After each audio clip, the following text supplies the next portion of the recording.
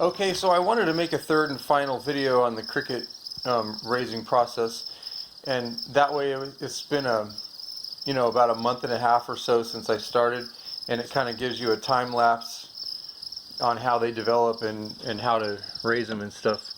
So I should have cleaned this first, it's pretty bad.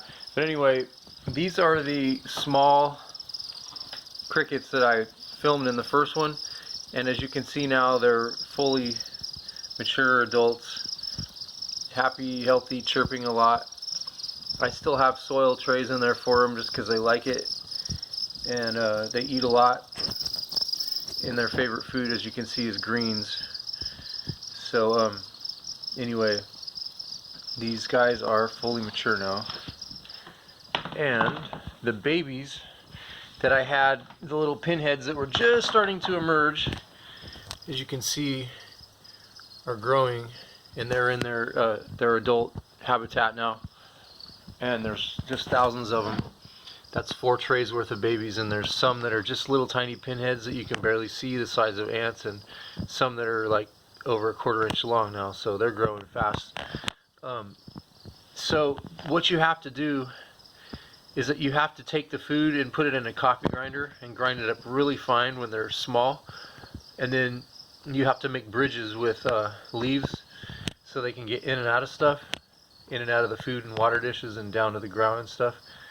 That really helps the little tiny pinheads when you put them in a large container like this, and you kind of get the food so that they don't have much of a ridge to go over. But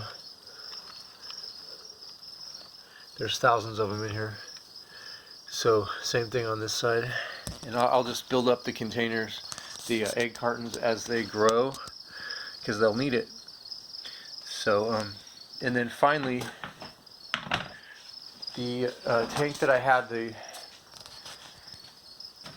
breeders in originally, they're nearly died off. There's a few adults left. They're very old. They don't even really chirp anymore. And I stopped rotating out the soil trays, and I ended up just letting the babies hatch out because there wasn't enough adults to really eat them. So anyway, this thing is swarming with pinheads now. I don't know if you can see that, but it's swarming with them. So these guys will grow out and fill up this tank here, and this will be a third feeder tank. So I'll have, in this room, I'll have 3 tanks full of crickets, and then I'm going to use this smaller tank as my breeder tank, and just put about 50 or so to lay eggs to keep the process going. So anyway, that's how you do it. I hope these videos have been helpful for somebody. Not many views yet, but who knows, a couple years from now, maybe so. So yep, anyway, there you go.